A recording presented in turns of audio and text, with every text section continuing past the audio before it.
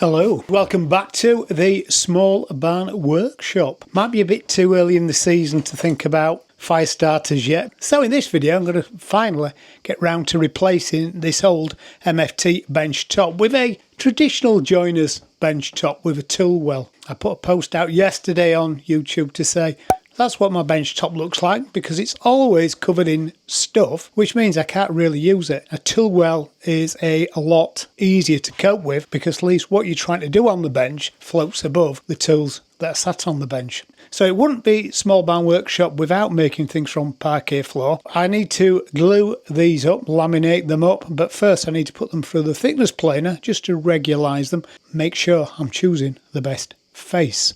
And in the flashiest of flashes, here is my new thickness planer with a helical lead cutter. So let's have a look at this quickly before we put this stuff through it. Now this was sent to me by FINDBUYTOOL. It's the FB131H. So let's try and wrestle it out of the box. It's quite heavy. Ta-da! That's broke it. I'll let you have a look at the underside before I turn it back round. A chain drive for the higher and lowering mechanism. Parts included. The knives are pre-installed, so it's pretty much ready to go. Let's see what's in this box. We have dust extraction, 100mm dust port. That's interesting. Instructions. A push stick. That's a strange inclusion into a thickness planer. 3 or 4 bolts probably to fix that on with.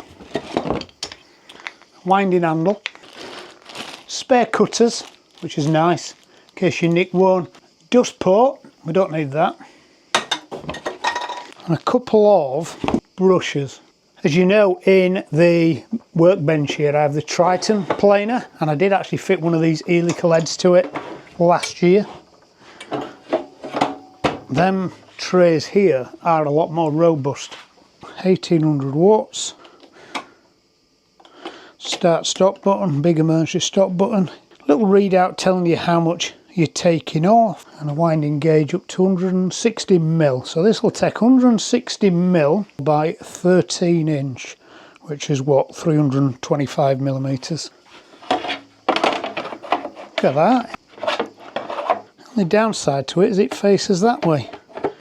I can 3D print another one that faces the opposite hand. One of the reasons I decided I'd take this from FINDBUYTOOL, and they have given me it's free, is that when I've made this bench top, I'm going to make a bench top for this rising table.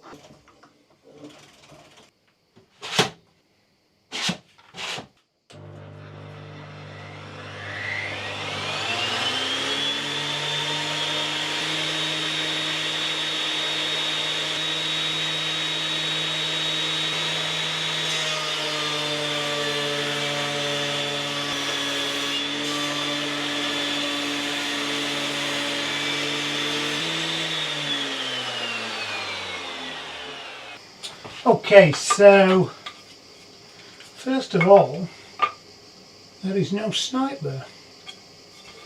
It's a lovely finish, as you'd expect with new cutters, and there's no snipe. That's good. The only thing I do need to do is adjust this table. It's not level. There is some adjustment underneath, so I'm just going to have to adjust that, because when I put the piece through on this side, it's actually hitting the lip of the table, stopping the piece, which is why I've got a little rubber burn there.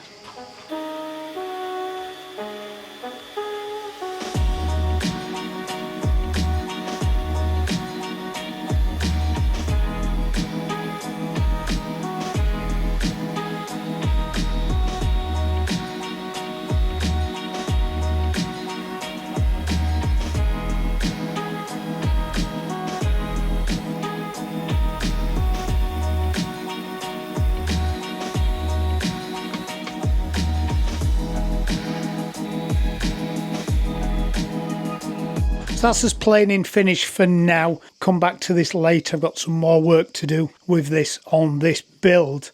dB meter app on the phone here, it's about a metre away, maybe 800 mil away. It's about 95 dB. Very vibration free though. I don't know whether you noticed, I actually stood my camera there as I was putting timber through, and I didn't want to lose my expensive camera, but it was stood stable on this little table as the timber were going through. So very free of vibration, so that's good. This is a little bit Eve Robinson, but that's nothing to do with the planer, but it's the fact that the chip port, the dust port, comes out the wrong side, so I've just put a little bungee on it to hold it in place. And I've sorted that table out before I started, so it's now level with the bed of the planer. So all these little pieces that I've now machined, I need to glue up into one block.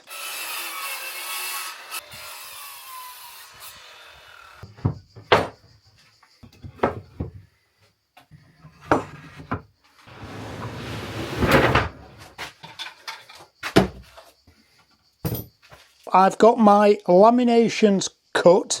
I've got them staggered, long, short, short, long, girl, boy, boy, girl. So all I need to do now is use my little roller my mate Jeff Bezos dropped off. It weren't the roller I was hoping he was going to lend me, but there we go. Now I just need to make sure that these don't stick to the bench, even though it is going to be replaced. I'm going to cover them in these bin bags. They're on offer till December. Come and get your black bin bags.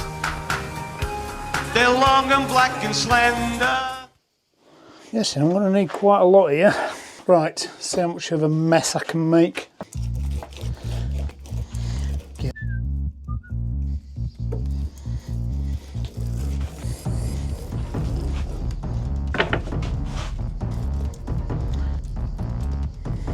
Quite warm outside as well, so I'm working quite fast to get this on before the glue starts to cure. If it's one thing I'm good at making, it's a mess.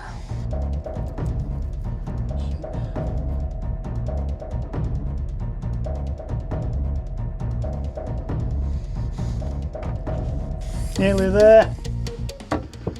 Right, sticky mess. It's the stickiest mess in sticky this sticking set gets stuck on a sticky bun. Right, I now need to transition between it being stood up and it being laid down, and that might not be that easy. This is where the fun's going to start. Let's just ease it this way. Put a clamp on it in the hope that it won't all fall apart like that. That works okay. In the immortal words of Mr. Punch, that's the way to do it.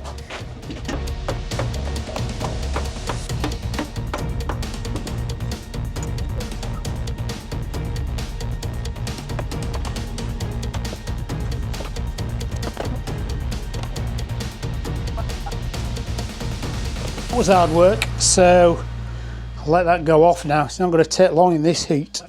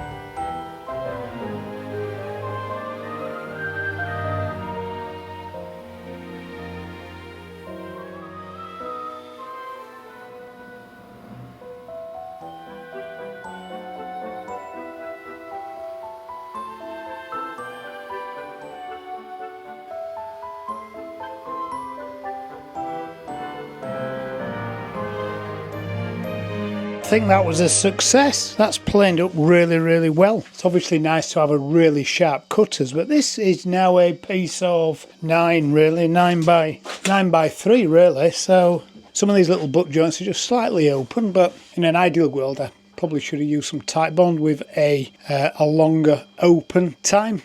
but I'm a bit too tight to buy tight bond, so I've just got standard no nonsense screw fix PVA.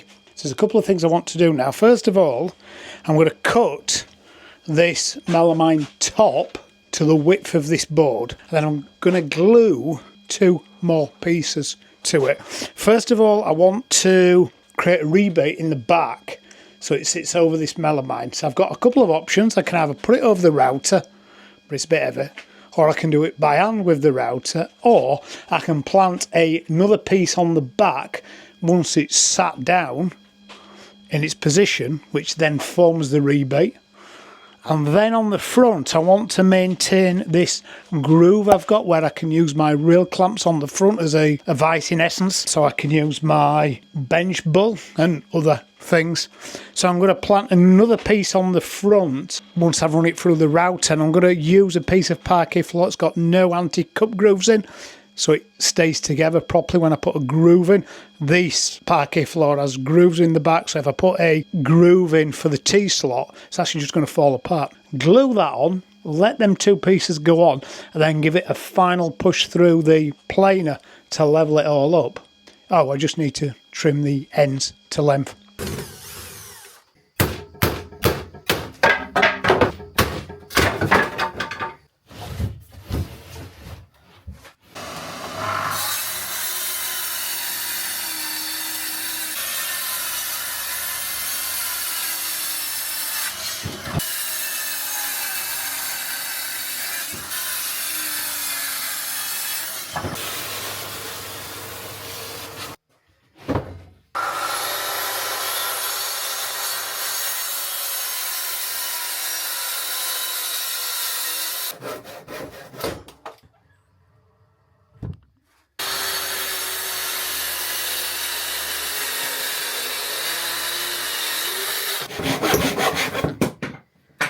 I'm really happy how this looks, and then when I'm working on the bench I can have my tools or some tools down there above the level of this little tool well for bits and pieces.